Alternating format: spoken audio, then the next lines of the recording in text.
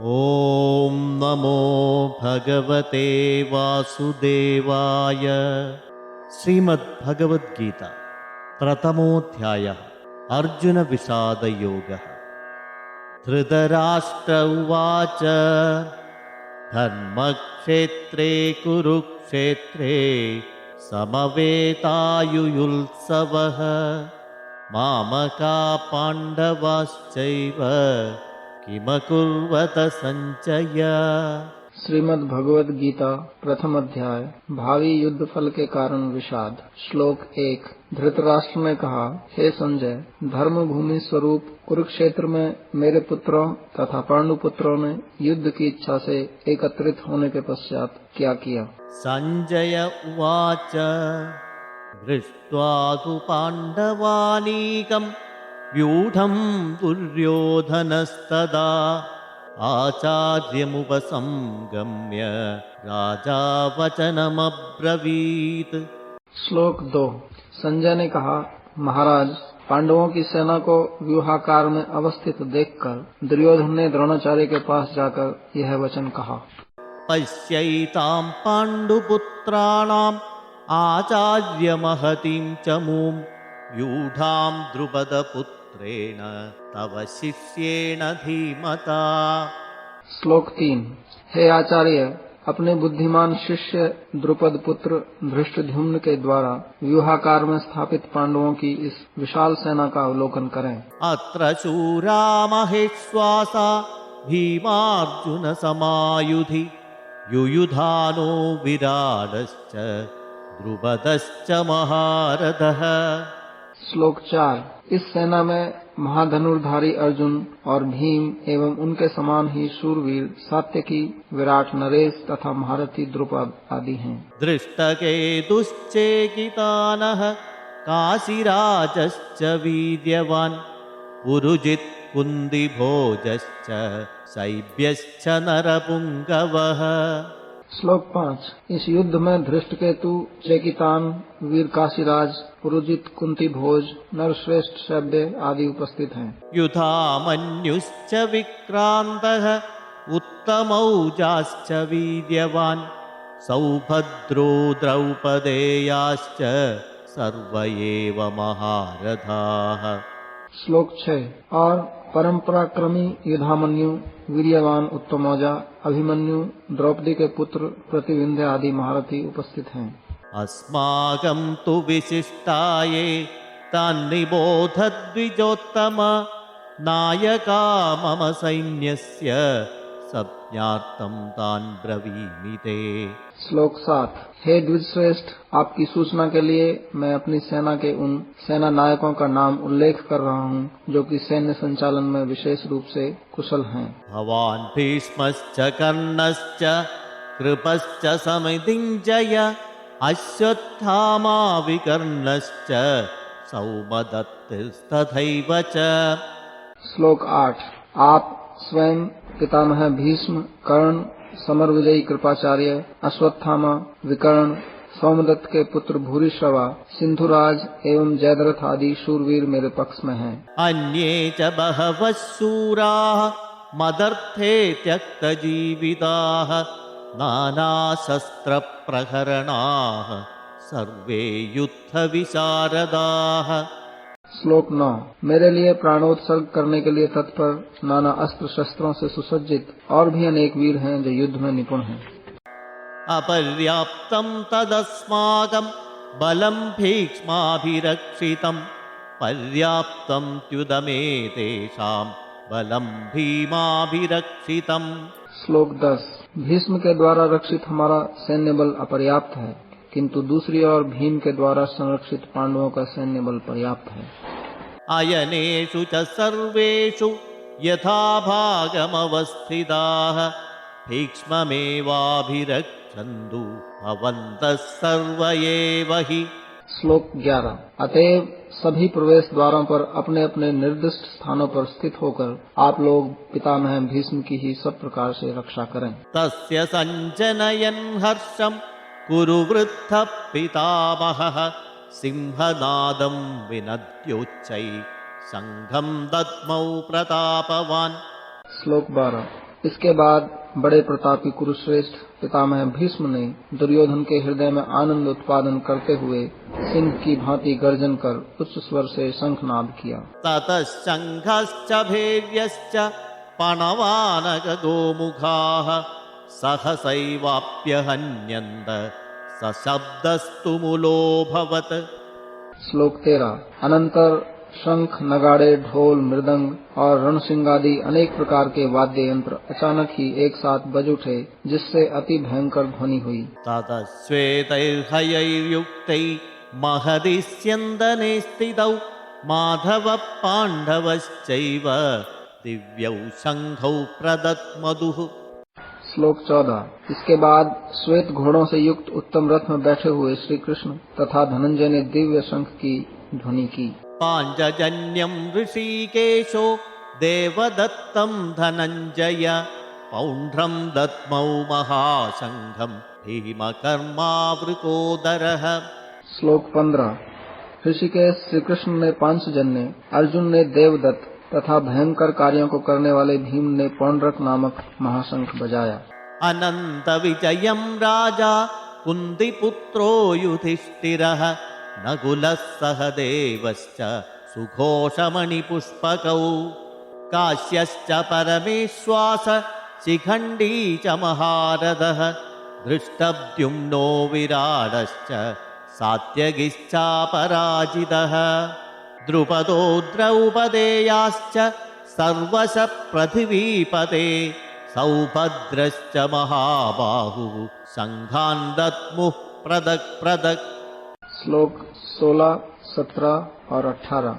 कुंती नंदन महाराज युधिष्ठिर ने अनंत विजय, नकुल ने सुघोष तथा सहदेव ने मणिपुष्पक नामक शंख बजाया। हे धरणीपते धृतराष्ट्र, महाधनुर्धारी काशीराज, महारथी शिखंडी, धृष्टद्युम्न, विराटराज, अपराजय, सात्यकी, राजा द्रुपद, द्रौपदी के पुत्रों तथा सुभद्रानंदन अभिमन्यु, इन सभी ने अपना अपना शंख बजाया।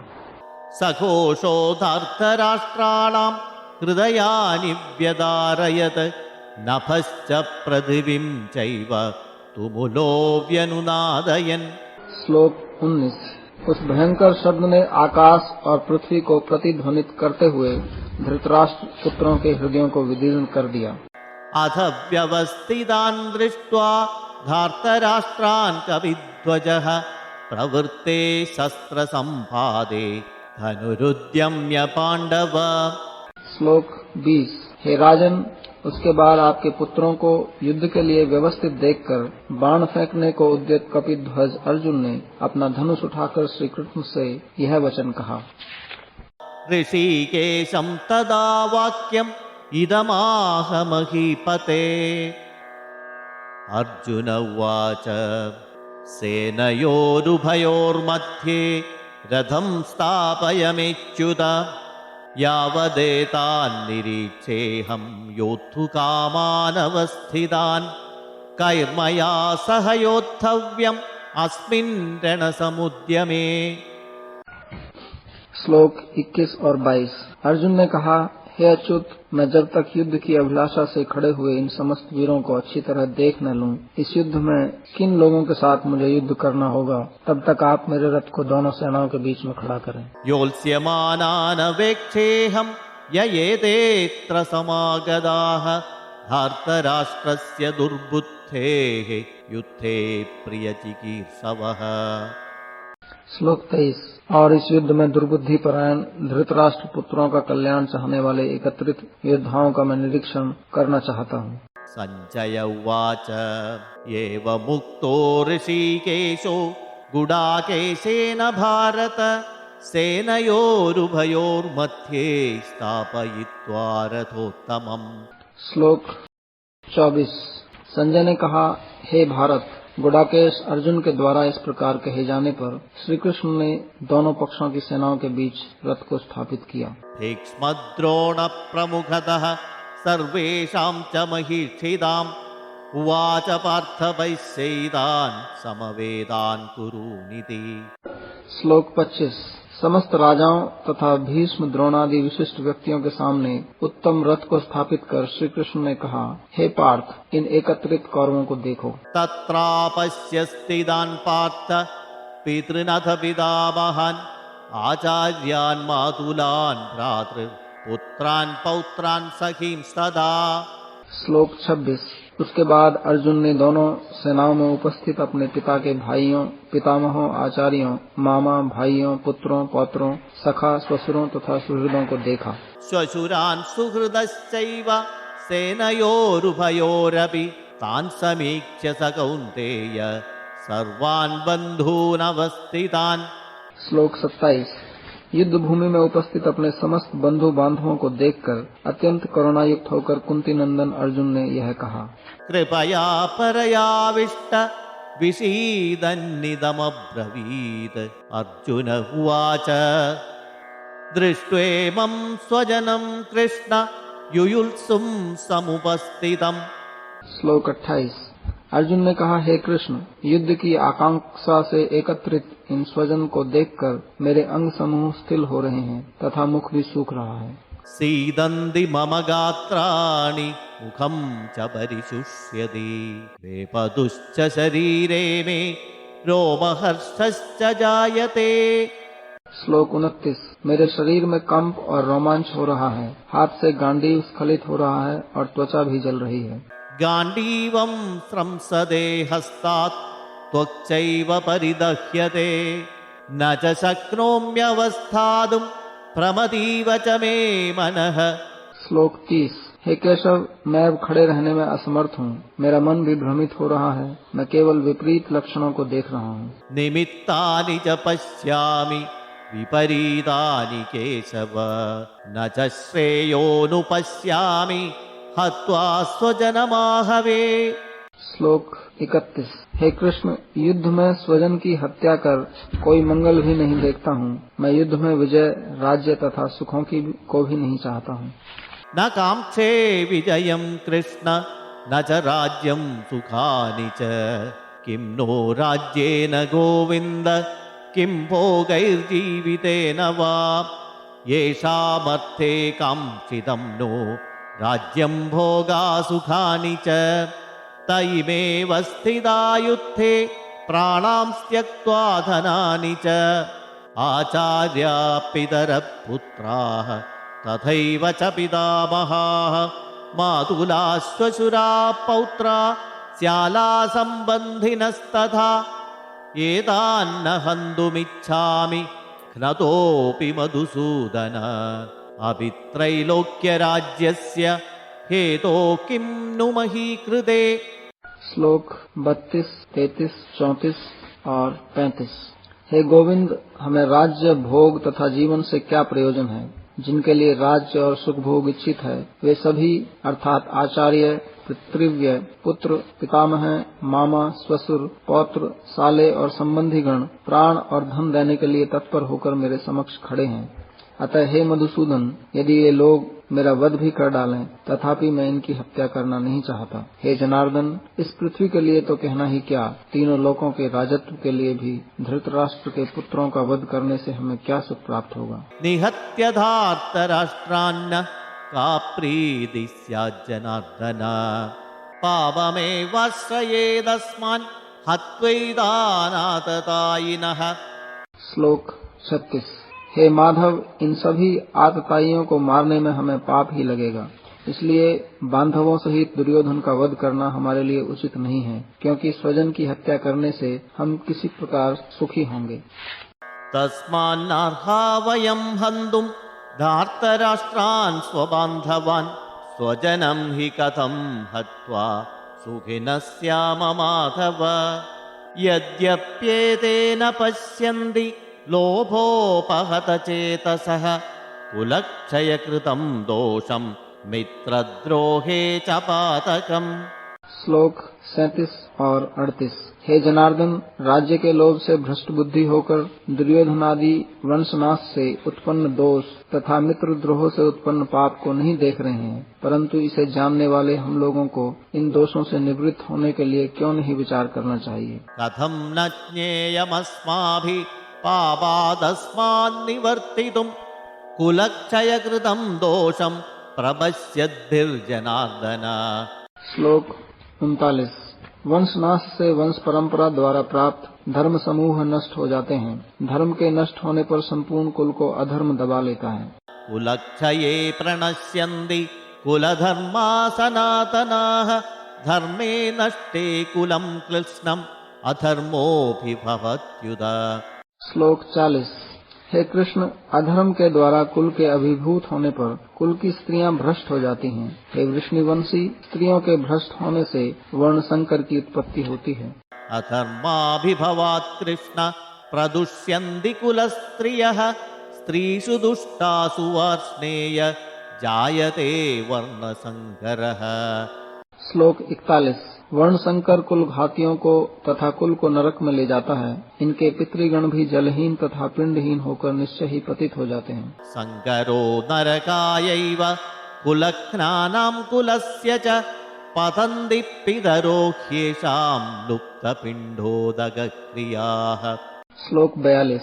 कुल घातियों के इन सभी दोषों के द्वारा सनातन जाति धर्म तथा कुल धर्म विलुप्त हो जाते हैं। दोषैरेतैः कुलघ्नानां वर्णसंकरकारकैः उल्साद्यन्ते जातिधर्मा कुलधर्माश्च शाश्वताः। श्लोक 43। हे जनार्दन, मैंने ऐसा सुना है कि कुल धर्म विहीन लोगों को अनंत काल तक नरक भोग करना पड़ता है। उल्सन्न कुलधर्माणां मनुष्याणां जनार्दन नरके नियतं वासो भवतीत्यनुशुश्रुमा। श्लोक 44। हाय, कितने खेद की बात है कि हम लोग राज्य सुख के लोभ से स्वजन की हत्या के लिए उद्यत हैं तथा यह महापाप करने को कृत संकल्प हैं। अहो बद महत्पापं कर्तुं व्यवसिता वयं यद्राज्यसुखलोभेन हन्तुं स्वजनमुद्यता यदि मामप्रतीकारम् अशस्त्रं शस्त्रपाणयः धार्तराष्ट्रारणे हन्युः तन्मे क्षेमतरं भवेत्। श्लोक 45। यदि अस्त्र विहीन तथा आत्मरक्षा के लिए चेष्टा रहित मुझको शस्त्रधारी धृतराष्ट्र के पुत्रगण युद्ध में मार भी डालें तो भी यह मेरे लिए हितकर ही होगा। संजय उवाच एवमुक्त्वार्जुनः संघे रथोपस्थमुपाविशद विसृज्य सशरं चापं शोकसंविघ्नमानसः। श्लोक 46। संजय ने कहा, शोक से उद्विग्न मन वाले अर्जुन ने युद्ध भूमि में ऐसा कहकर बाण सहित धनुष का परित्याग कर दिया तथा वे रथ में बैठ गए। ओम तत्सत् इति श्रीमद्भगवद्गीतासु उपनिषत्सु ब्रह्मविद्यायां योगशास्त्रे श्रीकृष्णार्जुन संवादे अर्जुनविषादयोगो नाम प्रथमोऽध्यायः। हरिः ओम श्रीगुरुभ्यो नमः। हरिः ओम।